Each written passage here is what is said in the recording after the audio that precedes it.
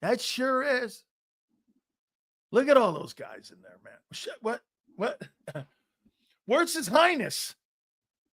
Where's, we got King James, now we got King Hurts. Where is he, man? Never leave it up to the Eagles not to have drama on anything here. It's probably a scheduling conflict, and I'm sure Zander has the update on the scheduling conflict because I know there was The View. There was a whole bunch of other shit, and I know Zander watches The View. So, I mean,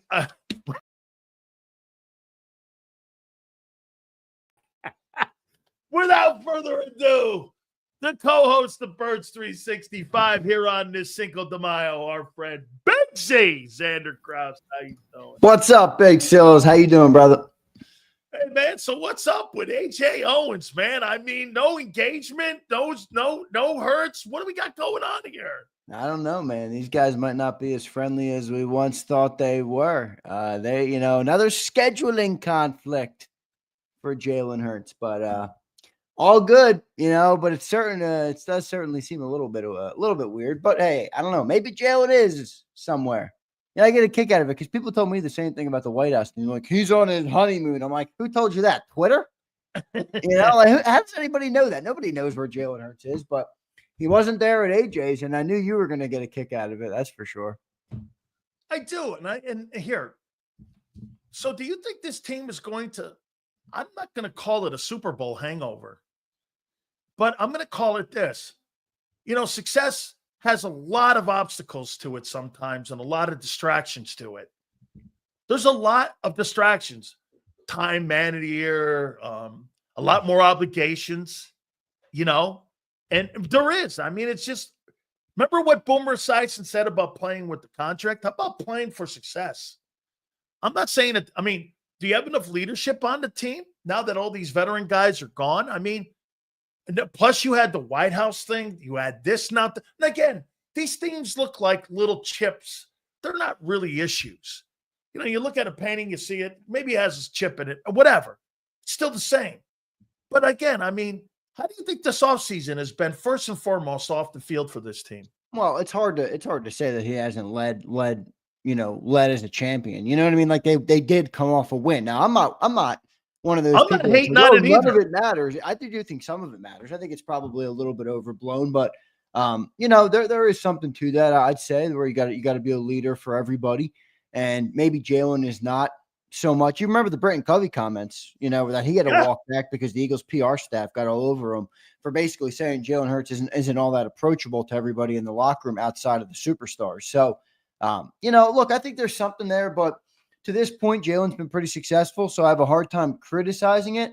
But what I don't have a problem doing is talking about it and having an opinion. I think that's where people get their panties in a bind. Like, what do you expect, Dan Sileo to not have an opinion? Are you kidding me? You don't know Big Sills if you think he's not going to have an opinion. So I don't think it matters all that much, though. I remember, Sills, again, it is drama. Like whatever. But at the end of the day, they were buddies when they first came to this team. They don't seem to be buddies anymore. For whatever reason why, we don't know. I have a feeling. You said it to me. You know what? Say this to me one more time. When you first started the show out, when we were doing our pregame talk here, and you said something interesting to me about Malik Neighbors and what Malik Neighbors said when he was talking about being paid, preparing, and how he talked about touches and targets. And he said something interesting that I thought, again, AJ's no different than any other wide receiver. And I'm not just picking on AJ, but he made these comments. Tell the folks what Malik Neighbors said. Yeah, well, I'm paraphrasing. I mean, I don't have it right in front of me, but Malik was on a podcast. I believe it was I wish I knew whose podcast it was. It was somebody. He opened up about the death of his former teammate as well. It was a really good podcast, the whole thing. But anyway, he talked about receivers and basically said, like, yeah, we're all divas by our nature. We only get the ball 6, 7, 8 times a game. We study the playbook all week. We do all of these different things throughout the week to prepare for the game. And then when we get open, which is rare, and there's only so many opportunities we have to get the ball, which, by the way, is how we feed our family, which is how we get contracts, which is how we advance our careers. If we don't get that ball, you're damn right we get pissed off. There's no doubt about it. We get pissed off. And it makes a lot of sense to me, right? I mean, why wouldn't he? So when I listened to that, the thing I did think about was, at what point does it come to a head? You do have two receivers who many talk about him. I mean, even ask the listeners right now. Where do you have Jalen Hurts and A.J. Brown ranked in the receiver rankings in the league? Both of them would be A.J.'s top 5. I think he's top 3. Jalen, I think Devontae's top 12. Many argue top 10. All right, well, those are guys who are going to have egos and obviously want the ball. And in this offense, they don't get the ball that much. So at what point does that come to a head? Or maybe it doesn't. But I'd like to, I do think it would come to a head at some point. Just curious. What's the best combination wide receiver quarterback in the NFL in your opinion right now? Best wide receiver quarterback? Joe Burrow and Jamar Chase. Okay. Burrow and Chase. Would you say Lamar and Mark Edwards is better than Hurts and AJ? No. Okay, the guy did throw for 4,200 yards a year ago. Almost won the MVP. Yeah, but you said Lamar. Okay, no, I agree. Yeah. Mark Edwards. I think Zay Flowers had more yards than AJ last year, though, which shouldn't happen. I mean, Zay Flowers is a fine young player. he ain't that guy. He's not AJ Brown. I mean, okay, that's right. Let me show you where I'm going here. Okay, let me think of another combo.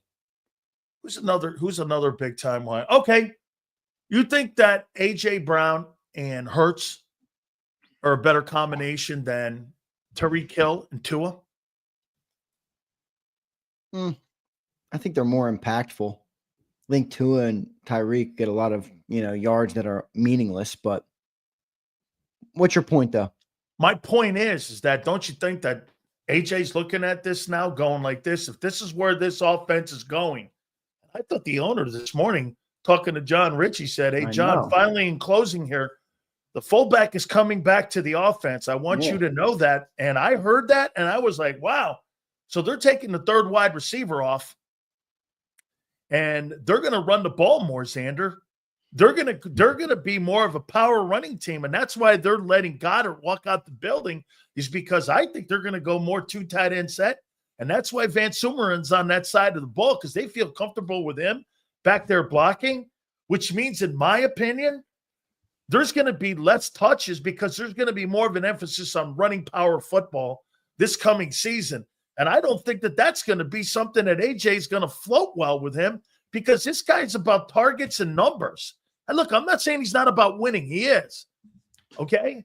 But I mean, he bitched a little bit last year. And look, and honestly, to be fair to him, I know you call him a diva, but don't you think he did a pretty damn good job at suppressing his personal wants for what the team? I mean, most receivers who are as good as AJ Brown would not never do that the same way. And we gave AJ a lot of shit for how he handled it, but he could have made that way worse.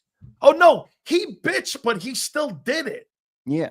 Okay. He barely bitched. He gave it just enough to get the people talking, because I think at the end of the day, he wanted the people to talk about it. Don't you think that could be more of a problem? If, again, here's why I say this. I said it a year ago, and I think it's going to play another factor here. Dude, when you have that kind of physicality of a football power offense, the way the Eagles run it, that means those wide receivers are in for another year of blocking downfield the way that they did a year ago. A year ago, they missed some time doing that again. AJ's almost back to the days when he was in Tennessee blocking for Derrick Henry. Look at his numbers. He missed some time. He didn't have the same numbers that he had the previous 2 years. And now they're going to go back, and it looks like to me, don't you get a sense, listening to what Lori said today too, just kind of in passing, he goes like this. He goes, "Hey, we're going to bring the fullback back this year. Be on the lookout because it's coming back." They're going to be running the ball. That's the most I've heard the owner endorse a strong running game, maybe ever. So he's clearly on board with it. Obviously, they got Saquon Barkley. They paid him. You had to get approval from Jeffrey Lurie to do that. So they are clearly embracing the running game. Now, everybody says that, every AJ got paid. That's a fine point, Brandon. That's fine. You could say that. But look, these are human beings. You're not talking about pieces on a chessboard. You're not talking about, video games. AJ Brown is going to want some targets. He's going to want more targets. In fact, I think he's going to need more targets this year because I think defensive coordinators are going to take away Saquon more so than they did last year. But Zander, this guy's Zander, don't fall for the crowd. What am I falling for? I'm responding to big sells. He could have any take he wants. I just asked, but I'm you know what people do? They get their little panties in a bind when someone asks a question on what kind of fundamentals that they're going to go at and trying to approach running the football this year or trying to execute the offense. I had a guy earlier saying, well, that's passing more. Man, why in the world would the Eagles want to pass more this year when last year it proved when they passed less, they won a Super Bowl? How does that even make sense? So they're gonna run the ball more. Yes. They're gonna run the ball like they did last year. Why and are you saying to me that you think that could be a problem with AJ this year? I think that could be a problem that could be a problem with the guy who likes to have targets and catches and likes to win. I think AJ likes to win, but I think he wants to win the Super Bowl his way. And that's through him, not through Barkley. Everyone's got an ego, dog. Everyone has an ego on how they want this thing to look. Yeah, and honestly, I think AJ's ego is not very big compared to other receivers. Dude, this thing could be Tyreek Hill, and this thing could be a train wreck. No one, hey, if the Eagles move off of A.J. Brown, it won't be because they don't like him. It'll be because of money. They moved off of Tyreek Hill in Kansas City because they didn't like him. That's why they moved off of him. Okay? Yeah. I mean, that's not what this is here. Yeah. Well, I think there's a lot. Listen, every player isn't an individual here. So they all going to have their own desires. Like, Brandon brings up, AJ said in an interview he wants the ball because if he doesn't perform, a guy's making $30 million a year and is in danger of getting traded. You're damn right, Brandon. You're damn right. Bro, this guy's got a family. He's got kids. His kids are in schools. Like, I don't think people think about all of the impact that these men have on their show. It's not just about, we want the Eagles to go win games. That's what fans do. That's what fans want. I mean, AJ Brown's got some different wants than what we want or what Jalen wants or what any of the offense wants. So you got to take that into effect. Now, it wasn't a problem last year and they won the Super Bowl. How much longer do they go where they're able to, live with that? Will live with the things that they want, differently in the locker room. I think they have another year of it, but it wouldn't surprise me at all if AJ Brown's not getting the ball this year. He starts bitching a little bit.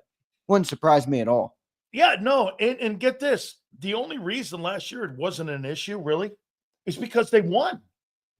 I mean, if they hadn't gotten to the Super Bowl, this offseason would be completely unbearable because it would be great for me.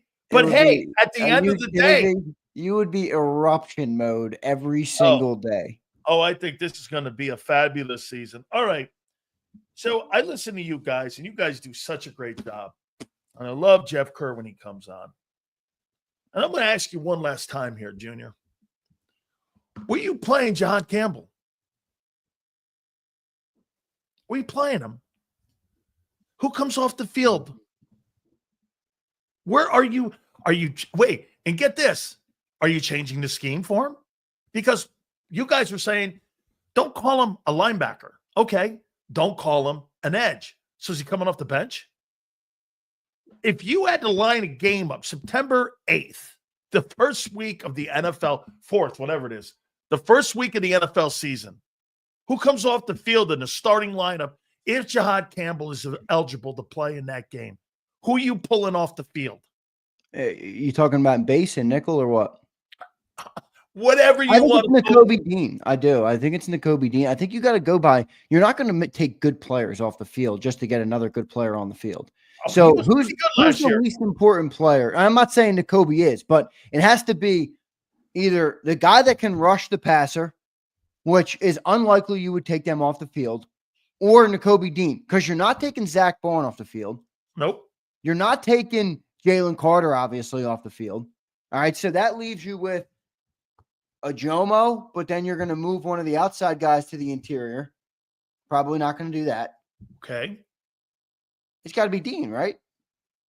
I'm It's Dean or assuming Jalen because Hunt. that's more of a natural position for him.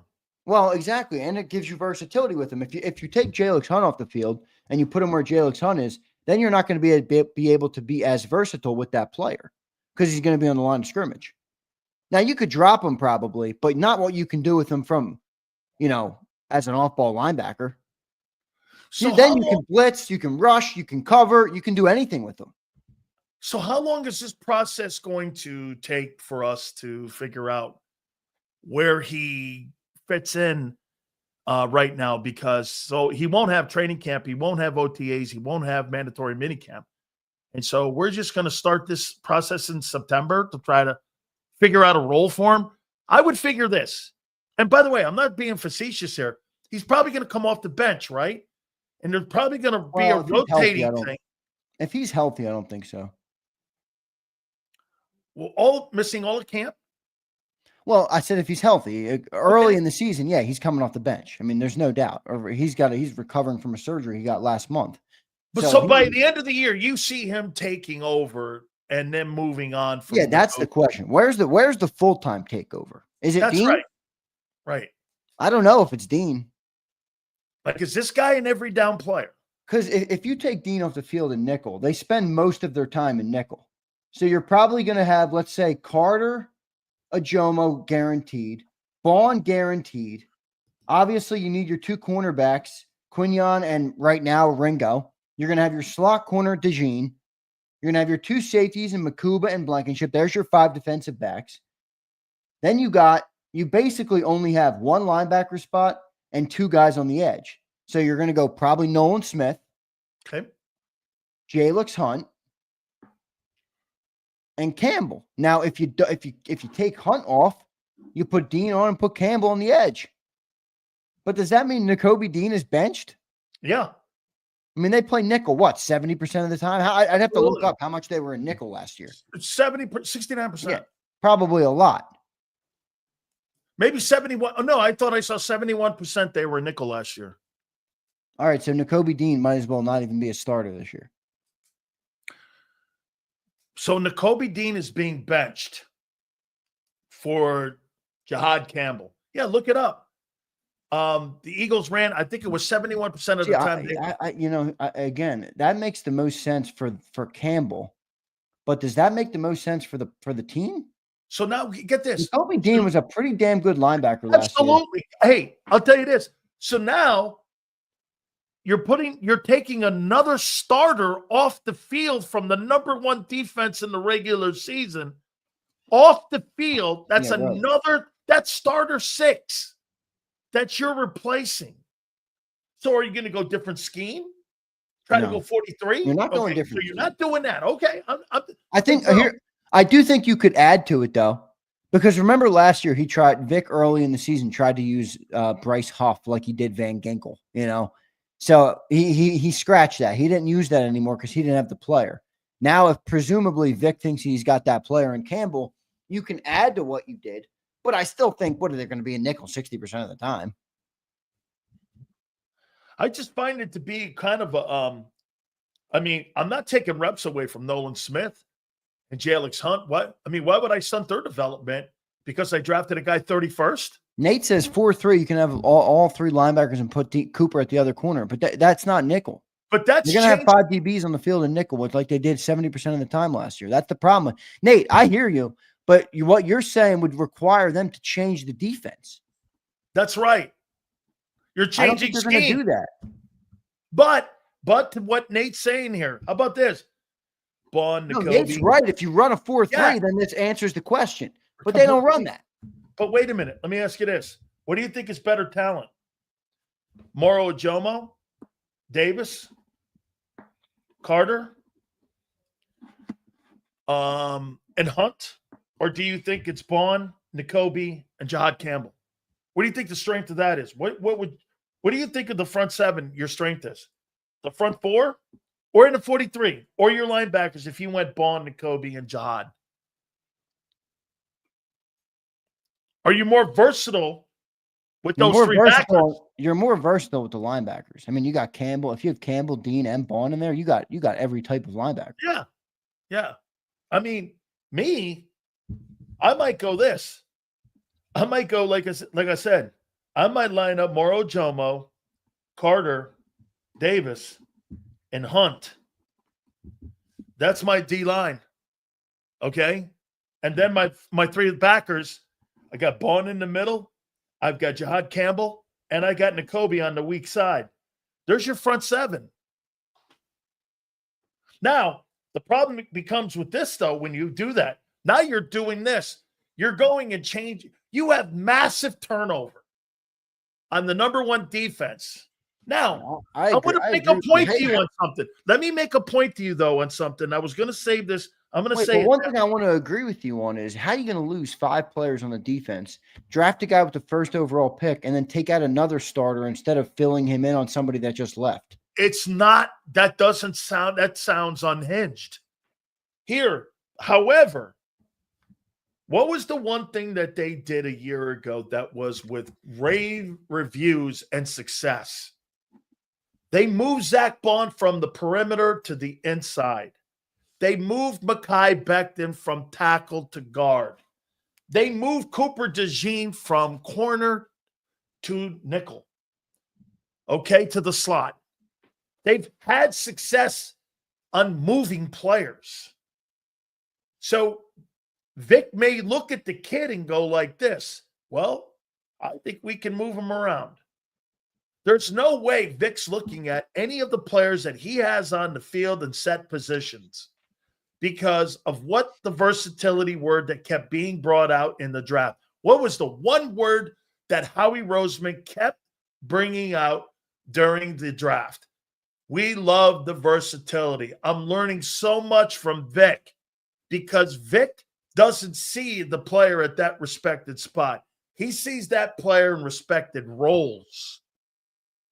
That's why you didn't have top flight talent last year, Zander, at any position except for corner, Mike, and the D tackle. You had players that were playing all over the board. It's one of the most versatile defenses that were they better than Gangrene? Absolutely not in talent. Were they better as a unit? Absolutely. Yeah, I know what you're saying with that. I know what you're saying. And the collective came together. Yeah. By the way, you know what I was thinking about today? Just fun. I was thinking about this defense last year and what they're going to do moving forward. And I was thinking about our boy Hassan Reddick, where he delivered some good seasons for us, man. And we got love for him in Philly and all, but holy shit, what a blunder that was. I mean, he talks himself out of basically the organization, doesn't play, doesn't show up. Now he's taking a 1-year prove-it deal, and the Eagles were the best defense in football. It's like, holy crap, that was a major mistake by Hassan Reddick. But, I wonder if they're going to use that on Dallas Goedert. Hey, buddy, you want to hold out?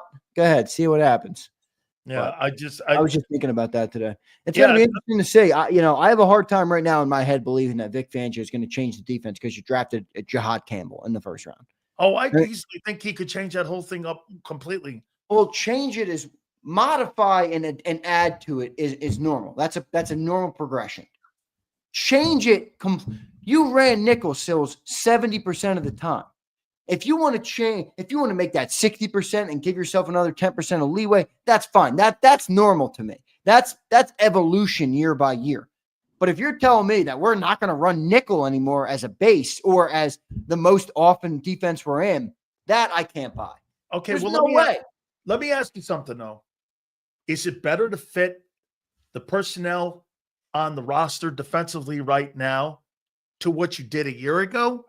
Or is it better to come up with a scheme that fits the personnel to succeed? What do you think Vic's looking at? To try to find guys just because it's the 34? We ran it last year. We're successful. Or does he look at the roster defensive personnel and go like this? Well, we're not going to be able to do that, or this, but we can do this, this, and that.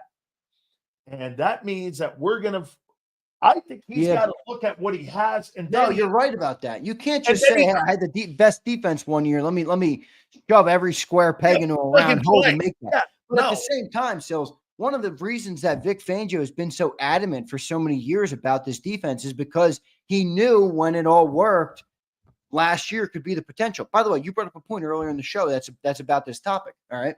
And you said, why did the Eagles blow out the Chiefs? You didn't say, why did the Eagles beat the Chiefs? You said, why did the Eagles blow out the Chiefs? And I would disagree with what you said. You said something about the offense being able to move the ball, even with Saquon Barkley being taken away. Well, no, that's not why we blew them out. We blew them out because that defense didn't let them get across the 50 for 9 straight drives.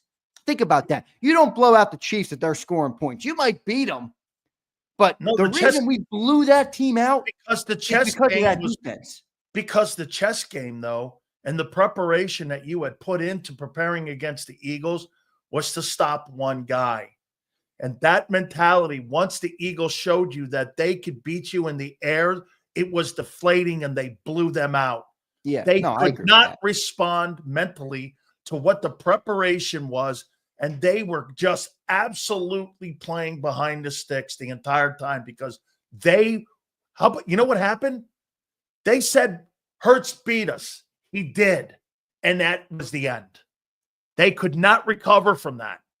They put all their eggs in one basket, and they got blown out because of that. They were not prepared to play a versatile football team. They were prepared. Right. They thought the Eagles were really a one-dimensional team in that game. Yeah, no, I agree with that. I was just saying when the realization came, they were like, holy shit.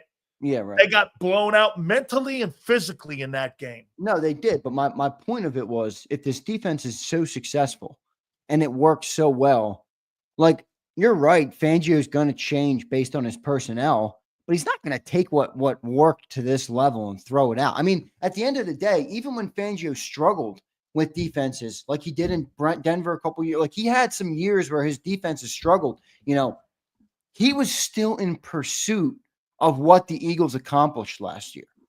So to take that and throw it out because, again, you drafted JAKIB Campbell, that just sounds ridiculous to me. Okay, let me ask you this. So Josh McDaniels being put back in as the offensive coordinator in New England, you think he's running Brady's offense, or do you think he's created a Drake May offense? Drake May. Okay, well, wait a minute. He had 20 years of success up in New England with Brady. That's fair. It's a fair point. It is different, though. I mean, it's different in that the defense still is bringing back pillars that you're building around. You got your 2 secondary cornerbacks, you got your linebacker, and you got your best guy on the defensive line. Now, you're right, there's a lot of new questions, and that is going to alter how much. But again, I go back to the thing. They played 70% nickel. Okay, if that comes down to 55 because of the new personnel, all right, that makes some sense. Or 60, that makes some sense. But to sit here and say we're going to run a 4-3, I mean, we don't even have the ends for that. We don't have anything we need to run a 4-3. They're not going to do that. No. So, again, Campbell looks like he's taking Nakobe Dean off the field. Yeah. Back to the original point. I'm just trying to find where you're if you're penciling a starting 11, what's his spot? I just want to know what his spot, because, again, there's only 11 pieces to this. Someone has to sit. I mean, you're taking a piece.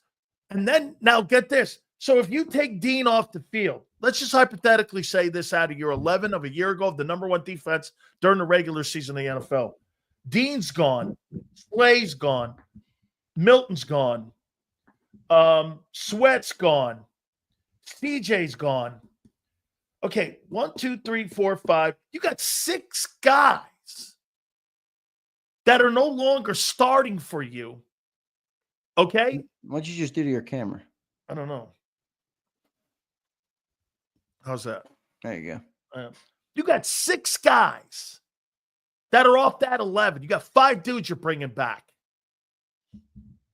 I mean, and you're talking about finding a spot for a guy. How do you feel about that defense right now on May 5th? That's where Vic is. How do you feel about where they are right now?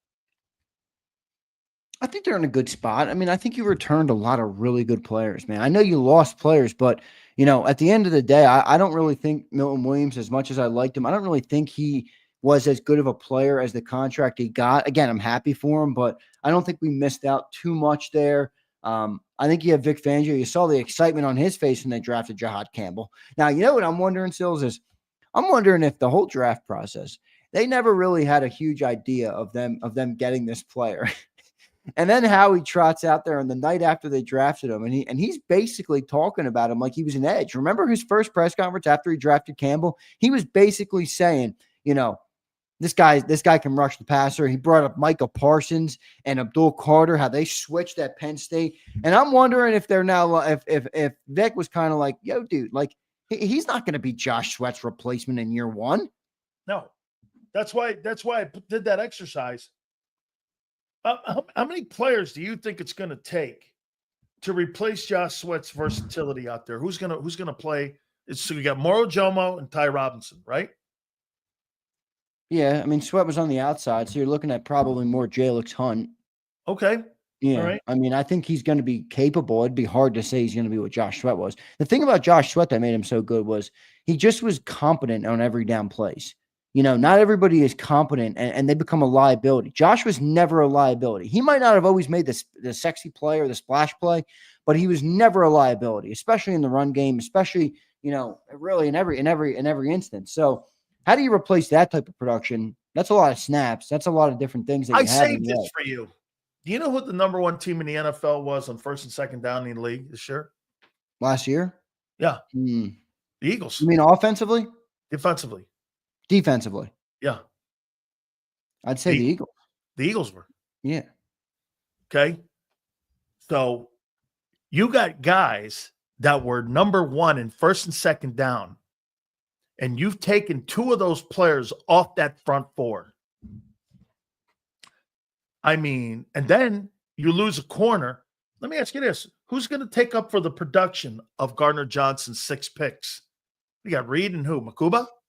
By the way, as I said before, May 5th, nothing's wrong here. I'm just asking. No, you're right. I mean, you're probably looking at a joint effort. I mean, it's going to have to be. Quinyon had a couple drops last year. Yeah, Quinyon, Coop, Makuba. Maybe they each get 1 or 2, and you're in the boat. You're in the same ballpark. Okay, who's taking up for the production of Slay on the corner? Keeley and who? I mean, you're hoping it's Keeley. Wow.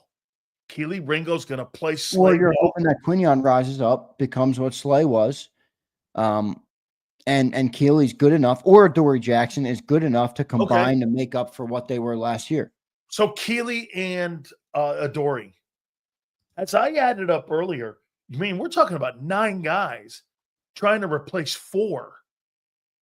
And these guys, many of them weren't on the roster a year ago. And you're talking about finding a spot for Jahad Campbell. I'm telling you, Vic's got quite a task this year to figure out the puzzle. The puzzle was hard a year ago, no doubt about it, Zander. But the puzzle this year has more of this. And because of this, so Dean's not going to be ready for camp until camp. Nolan's not going to be ready for camp. And Jahad Campbell's not going to be ready for camp. They're going to be behind the sticks in figuring out this jigsaw puzzle. Because they don't even really know what they have right now on replacements. And who's going to be a backup? Were you playing the kid? Are you playing him off ball? Are you playing him edge? I hear John saying edge all the time. Okay, so you're going to stunt the growth of Hunt or Nolan Smith? I'm not doing that because I think those 2 kids, I want to see what they have this year. Yeah, I mean, look, you're not wrong. Quite a task. You're not wrong. You're not wrong for sure. I mean, and again, we've talked about this in the past where my boy riding the bench brings it up right now. Well, what's really the best answer? Okay, I know we can break down what's really the best answer for the team getting back this year? The offense. All right, you make $250 million or whatever you make. Now, they were good last year, but the defense carried the team. Now, you got to carry. Now, the offense might have to carry the team a little bit more. I don't think you're going to have the number 1 overall defense next year. I think you're going to have top 5. I think you could have top 10. I think top 10 is reasonable. I think top 5 is lofty, I'd say. Lofty. But you do have Vic Fangio. You do have some good, talented players in the room that could make it better, but that offense got to click, man. That offense needs to have what they did in the last 2 games of the year. That needs to be more their MO than a one-off. They got to be consistent with that. Zander, if you're number 12 in passing and number 1 in running and 15th in defense, you're going to be in the NFC title game. I feel like we're going to be in the NFC title game for sure. I don't think with a defense, and it's in, like John McMullen says, 25. That's not going to get you in the NFC title game if you're 25th. I mean, I don't believe it's going there because I have respect for the DC that much.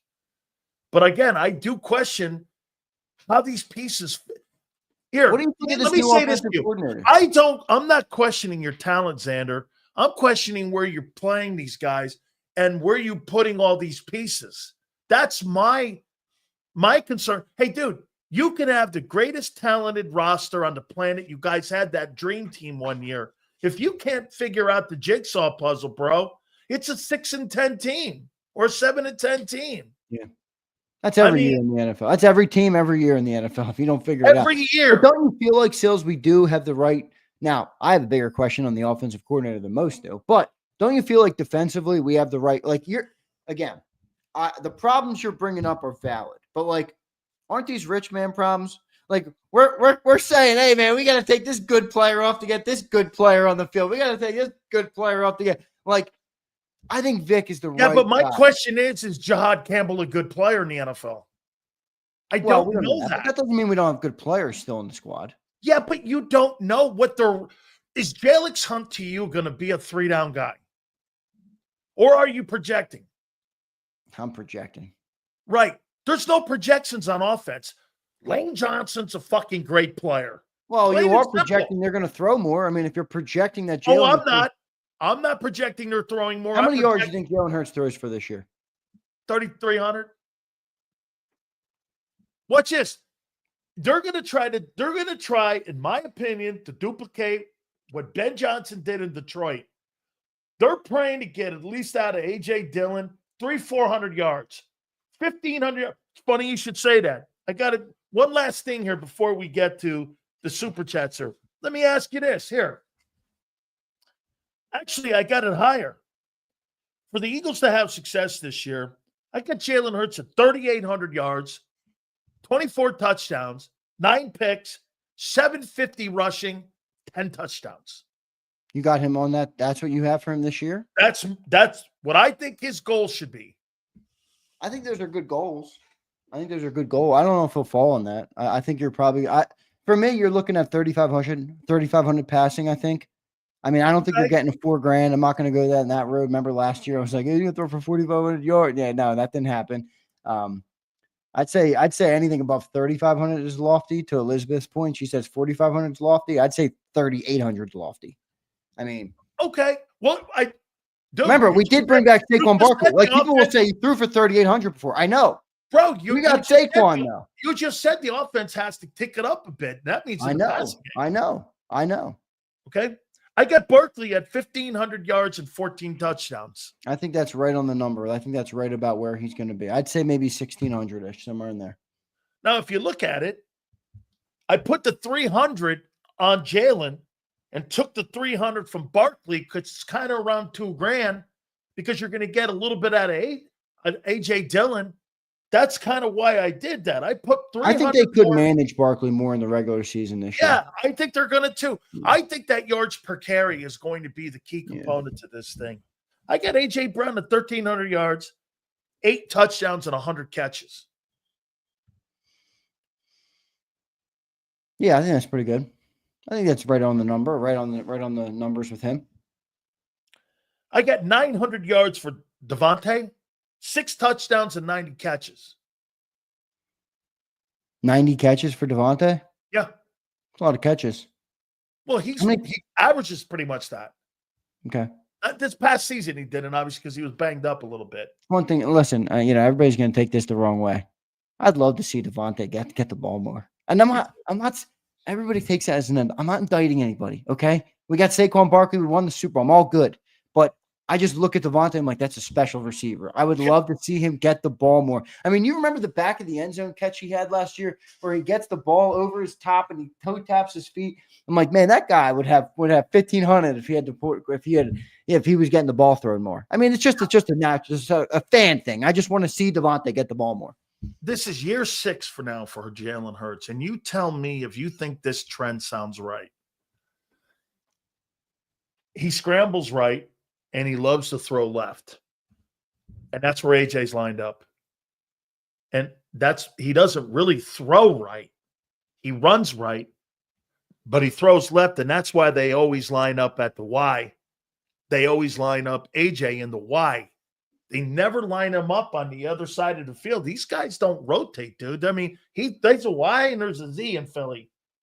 I mean, most of the time, they don't do any of that. There's not a strong side wide out. It's Y and Z. Right. And that pathetic. Well, I do think Jalen did a little better at that last year. I thought he hung in the pocket better last year. And the one thing that he struggled with was he really only had one thing. Like he did take a lot of sacks, but at the end of the day, it all worked out. But he really only got the ball to AJ down that left side on go routes. You know, I want to see him now. To his credit, he did identify the man coverage very good last year. I thought that was one of the best things he did from week 1 to week 22, whatever it was in the Super Bowl, where his reading of even in the Super Bowl, you saw him calling stuff out. The first play of the game, he calls out Spags' coverage, gets the ball out. So I thought he did a lot better at that last year, but he's going to have to get a little more comfortable going to the middle of the field. Like A.J. Brown is uncoverable in slants, and you don't use that. Like that doesn't make much sense to me. I don't care where he's lined up, man. If he's got a slant across the middle of the field and he gets open, which he most of the time does, that ball's got to come out. By the way, how much does that 6'8" offensive line stop that? Oh, dude, it totally does. That's why And remember, Jalen's not a 7-step drop kind of guy. Hey, Zander, that's why he's better at the numbers than over the middle of the field, because he can't see the middle of the field. Exactly. He's looking out to the numbers. You can see that much easier. But what they're doing as a great organization, they're coaching that because they're winning. Hey, it's one thing to go. It's worked. Hey, the guy doesn't throw across the middle for whatever reason. The tight end is hurt all the time, and the offensive line's gargantuan, especially when you had Becton in there at 6'8". You're not seeing it. However, are they winning? Yes. Did they win a Super Bowl? Well, here you are. I mean, at the end of the day, again, it goes back to what we talked about here. Now, I'll say this again to you one more time here. Jahan Dotson's role, if they do take that third wideout, and I think they're taking that third wideout out of the game, I really think it's going to be 2 tight end set, and it's going to be 2 receivers, and that thing's going to resemble what they're doing in Baltimore. And I think that helps Jalen more, man, especially in the passing game. Because I'll tell you what, Zander, for me, in the first 4 weeks of the season, the number one thing for me is if I get run over by the Eagles again, you don't have a team on that schedule. Take a look at that schedule you have. Do you really think you have a stout run defense that you're playing anybody on that schedule? Look at anybody. The Rams aren't physical. Who's physical? The Bills? They're not physical defensively up front. The Chiefs, you killed them. Well, this is why the Eagles are doubling down on this mentality. They're looking at teams and they're like, we can bully everybody out of here. We're going to bully them. I agree. I think they should. Why in the world would I do this? Well, I'm going to throw the ball a little more. No, fuck that. I'm going to run the ball more, and I'm going to figure out blocking schemes. This is why Kevin Patullo is a safe OC. He's safe because, dude, if you're asking this guy to come up with complex passing routes and putting together a passing, he is totally the wrong guy. But if you're going to double down on running the ball, the key guy in the building is Stoutland because he's the run coordinator. Yeah, but don't you anticipate fully this year, based on the media that Saquon's received, obviously the awards he's gotten and everything that when you look at hindsight in this season on the Eagles, you talk about Saquon. I mean, he was the face of the team. Let's be real. Don't you think teams are going to come into games versus the Eagles and say, even if Jalen can do it, and like he did in the Super Bowl, like he did in the NFC Championship game, I would rather make them beat me through the air than beat me with Saquon, because we already saw how that ended. No doubt about it.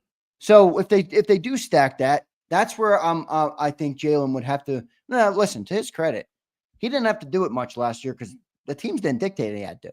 Once they did, he answered the call. So I don't have anything bad to say about him. I'm just saying, if you need to do it on a more consistent basis, I think that could be a big part of whether the Eagles sink or swim this year when it comes to Super Bowl aspirations. Okay, here, let me just. again, I'm not even going to talk about wins or losses here. The Bills don't have a stout front four. They're going to run that team over. Cowboys, you're going to run that team over. Didn't the Bills have a good draft though on defense? Man, you know what? Wake me up when they stopped them. They haven't stopped the run in 4 years.